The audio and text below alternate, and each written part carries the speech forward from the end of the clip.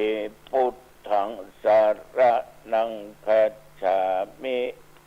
ตติยัมปิธัมมังสารนังคัจฉามิตติยัมปิสังฆังสารนังคัจฉามิยะโตหังภะคินิอาริยายะชาติยาชาโตนาภิชานามิสัญญิจะปานังชีวิตาโปโรเปตาเตนะสัจเจนะโสทิเตโหตุโสทิขัพพัสสะโพชังโคสติสังฆาโตธัมมานังวิจโยตถาวิริยัมปิติปัสสติโพชังคาจะตถาปะเรสมาธุเปกขาโพชังคาสัตเตเตสัพพทัสสินามุนินาสัมมาทัคคาตาภาวิตาภาอุลิกตาสังวัตตันติอภิญญายะนิพพานายะยะโพธิยาเอเตนะสัจจวัชเชนะโสทิเตโหตุสัพพทาเอกัสสะมิงสะมะเยนะโทโมคันลานัญจกัสสะปังกิลาเนตุเกเตทิสวะโพชังเกสัตตะเทสะญิเตจะตังอาภินันทิตวาโรคามุตกิงสุตังคะเนเอเตนะสัจจวัชเชนะโสทิเตโหตุสัพพทาเอกทาธรรมราชาปิเคลัญเย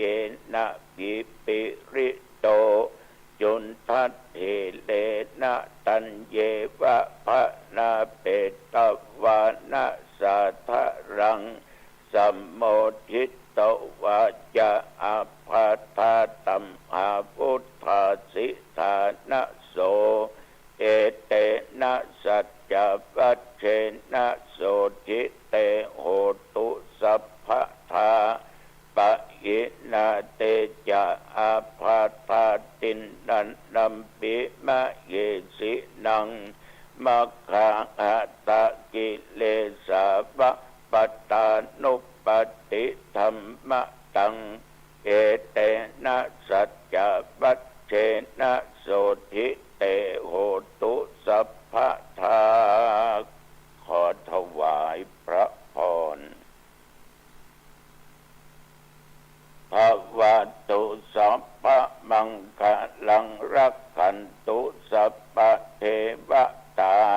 สัพพพุทธานุภาเวนะสัทธาโสทิภวันตุเต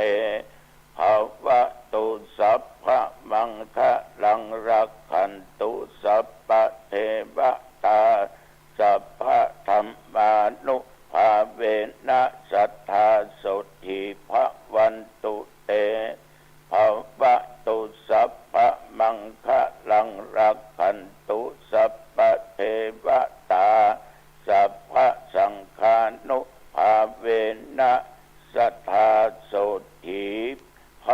วันตุเต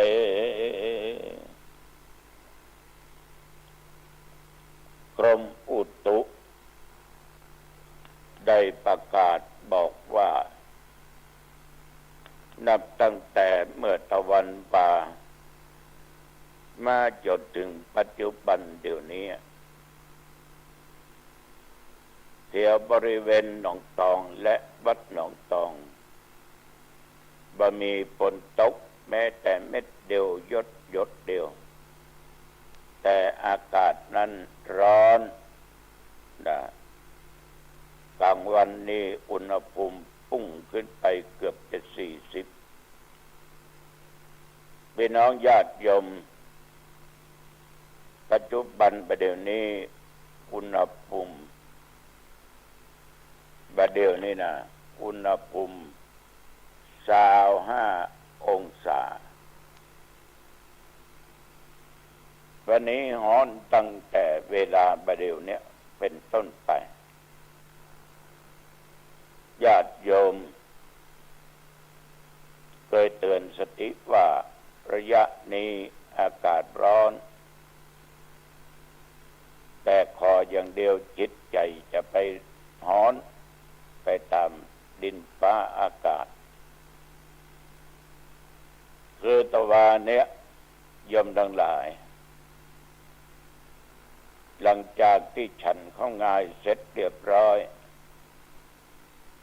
เวลาประมาณ8 โมงปลายสักหน่อยหนึ่ง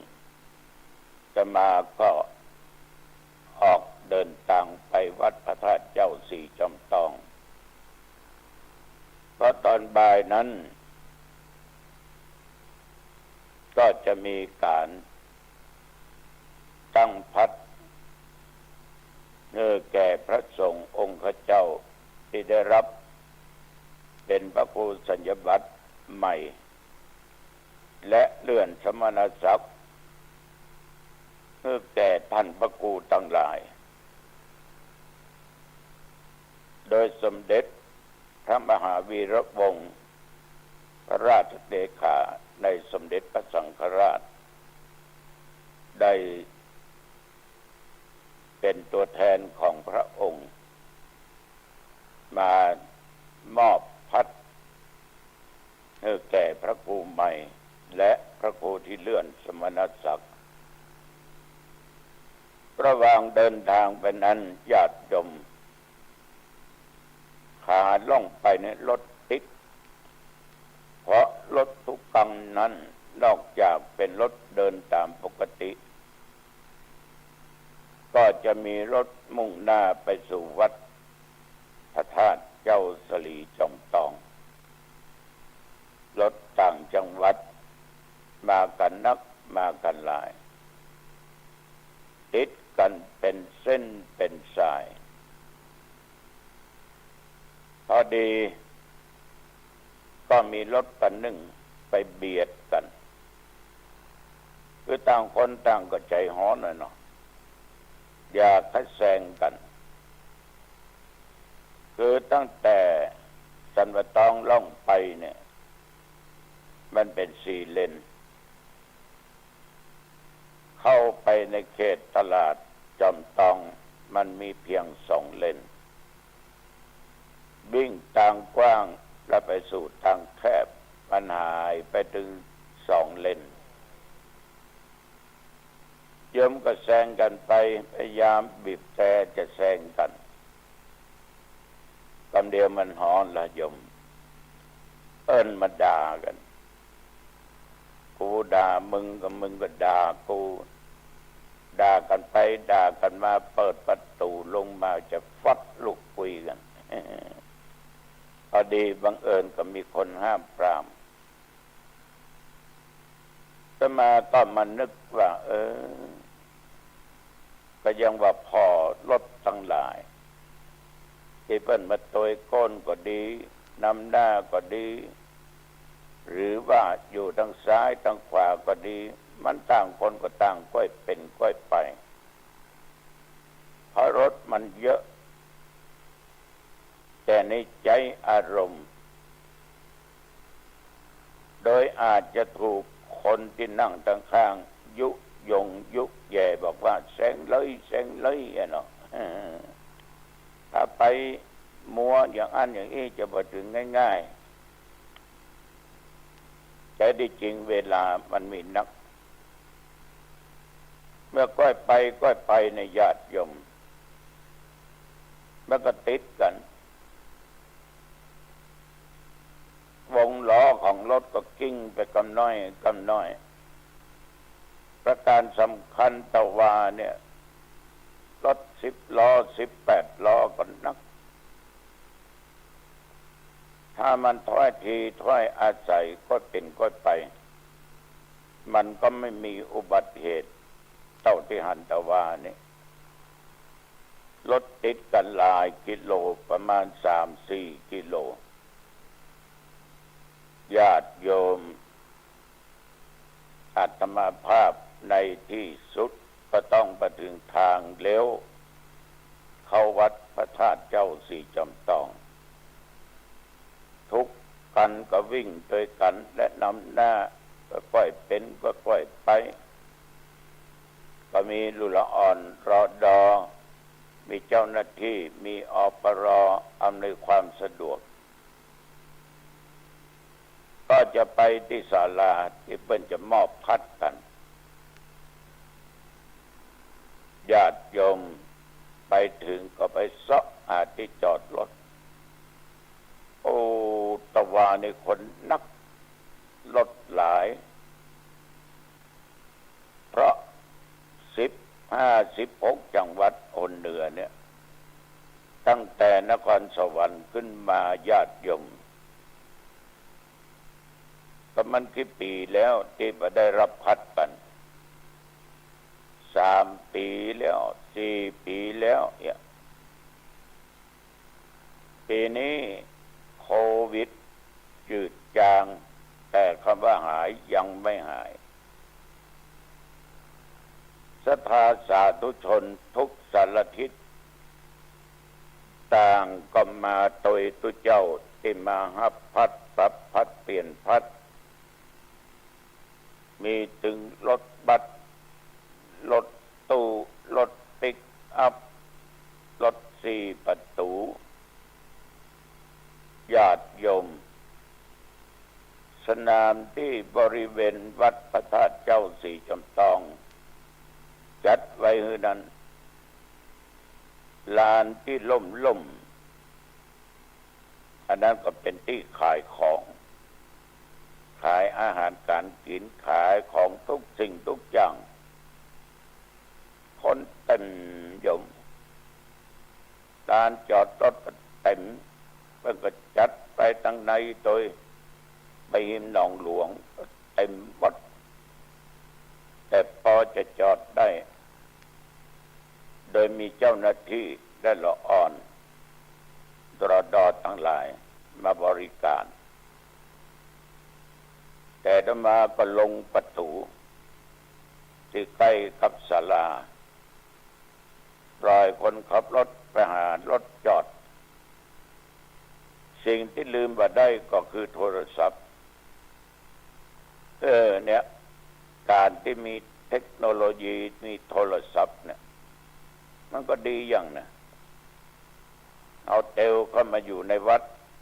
คนขับก็จอดรถก็หามุมดีๆจะไปยืนอยู่กลางถนนข้างทางโทรก็อายพี่น้องชาวบ้านแต่ทุกเจ้าทั้งหลายเพื่อก็ทำนะแต่ทุกเจ้าต้องอายเฮ้ยมันไปเปิงเลยเนาะไปพอมุมใดมุมหนึ่งก็กดหาคนขับรถว่ามีที่จอดหรือยังมีที่จอดแล้วครับประเดี๋ยวนี้กำลังเตลมาหาท่านอยู่ไหนก็เลยบอกจุดให้ฟังเพราะคนขับรถมันเคยไปอยู่แล้วมันก็เลยหูจุดท่านทั้งหลายตะวานี่คนนักหันภาพแล้วก็ชื่นอกชื่นใจว่าหมู่เฮาที่เป็นชาวพุทธเอาบัลละบัดทิ้งกันตุเจ้าก็บัลละทิ้งศรัทธาก็บัลละทิ้งตุเจ้าแต่ละตนละองค์ก็มีญาติโยมมามากหน้าหลายตามาแสดงความยินดีกับตุเจ้าของตัวเองที่ได้เป็นพระครูใหม่ที่ได้เลื่อนสมณศักดิ์พี่น้องญาติโยมคนหลายหมื่นตะวานี่คนหลายหมื่นกุฏิที่ประดิษฐ์ศพของหลวงปู่วิหารคนกันนักพากันไปกราบไปไหว้สรีระร่างกายของหลวงปู่ทางโฆษกเจ้าหน้าที่ก็ประกาศประสงค์ที่จะรับพัดนั้นไปฉันเข้ากันเวลาประมาณ10:30 โอ้ญาติโยมพระติดตามก็เยอะพระมหาเถระก็แยะแต่มาก็เตียวไปเตียวมาก็ปะกับโชเฟอร์ละจะฉันดีจ้าบ่ฉันดีจ้าศาลานั้นปกติมือไผ่เข้าเตื้อเพื่อความเป็นระเบียบเรียบร้อยไอ้เขาจะไปถือเอกสิทธิ์ว่าข้าพเจ้าเป็นผู้เจ้าในเชียงใหม่เป็นเจ้าหน้าอำเภอก็ได้ก็เตียวไปเตียวมาก็บาหารพระมหาเถระเพื่อนจัดที่ฉันเข้าแล้วเพื่อนมาไปเตียวตะโกนไปเนาะพอเวลานั้นเขาก็ต้องอัตตาหิอัตโนนาโถละส่วนอย่างอี้นี่กูกั้นเข้าแน่นะญาติโยมพอดีก็เดินไปที่โฆษกเพิ่นประกาศตุลุงจะไปกินข้าวไหนดีเนาะเอาตุลุงครับนิมนต์นี่เลยครับเอาก็เฮามีบัตรไปเข้าได้นิมนต์เลยครับพอปะปนเข้าไปนั่งฉันเข้าพระพุทธเจ้าเพิ่นมีบัตรอันดับตั้งแต่1 ถึง 500ติดที่หน้าอกก็พอดีก็มีตุเจ้าเจ้าหน้าอำเภอรองอำเภอหลายตนหลายเหเล่ร่อนเทาะเซาะที่ฉันเข้าก็ไปพบไปปะกันก็เป็นนั่งฉันเข้าบางโต๊ะเป็นกินอิ่มแล้วก็ลุกไปตุเจ้าบ่ได้กินก็เข้ามาพอดีของกินมันก็เหลืออยู่พ่องกินขี้ซากกันไปนะเนี่ยใหญ่ๆคนมันนักคนมันหลายญาติโยมบางครั้งจะต้องลดทิฏฐิลดมานะลงอย่าเห็นแก่กินอย่าเห็นแก่ได้อย่าเห็นแก่ตัวกินได้กินไปฉันได้ฉันไปเอากินเพื่อยังมีชีวิตอยู่จะได้ยะการยะงานจะได้ทำการทำงานจะได้ช่วยงานคณะสงฆ์ฉันเข้าเสร็จเรียบร้อยก็เดินออกไปคนขับรถก็มารอรับเดินไปเดินมาได้หลายร้อยเมตรเหมือนกันเข้าไปสู่ที่ศาลาเจ้าหน้าที่ประกอบกำลังเตรียมไม่ยังเพื่อความเป็นระเบียบเรียบร้อยตัวเจ้าบางตนก็ทยอยเข้ากันไปพี่น้องญาติโยมแต่มาก็ถือโอกาสกับเพราะว่าเที่ยวไม่เที่ยวไปเที่ยวมานักลำไปก็บดีก็ตัวเองอากาศก็ร้อนก็เลยเที่ยวมาขึ้นรถเอาจอดเป็น700-800 เมตรหมดนะเที่ยวมาขึ้นรถคนอดเอาแล้วก็ออกจากสถานที่กับวัดหนองตองรถวิ่งออกสถานที่มาได้ประมาณ 3-4 กิโลเจ้าหน้าที่โทรหลวงพ่อครับหลวงพ่อครับหลวงพ่ออยู่ไหนครับนิมนต์ครับมานั่งเก้าอี้ข้างบนนี่ครับนิมนต์หลวงพ่อครับโอ้ตุลุงติดแล้วตุลุงว่าไปแล้วอากาศมันร้อนคนมันมากเข้าไปแล้วหาที่นั่งไม่ได้ก็เลยบอกเปิ้นก็ว่าขอบใจครับตุลุงครับขอบใจครับขอบใจเธอเช่นเดียวกัน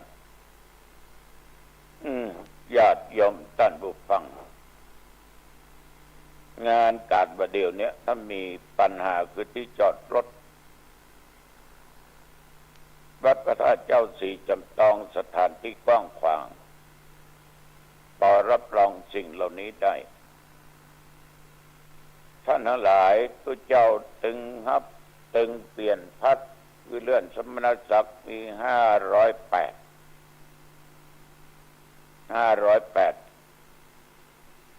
ก็508วัดใน16จังหวัดยมลองคิดก็เถอะ บางตนศรัทธาเหมารถมา2-3 ตัน4 ตัน5 ตันบางตนเพื่อก็ไปกันเดียวกับศรัทธาบางตนก็เปาะกันไปถึงศรัทธาญาติโยม1 กันแต่ส่วนมากมันศรัทธาบ้านไผ่บ้านมันเนี่ยดีอกดีใจที่ตุเจ้าของตัวเองได้เป็นพระครูเหมารถบัสเหมารถตู้โอ้ศรัทธาบางคนนี่บางหมู่บ้านนี่2-3 ลำรถฉะนั้นรถตะวานี้คาดว่าบัต่ำกว่า 2,000 คันอาจจะน้อยไปนะแต่ของบัต่ำกว่า 2,000 คันญาติโยม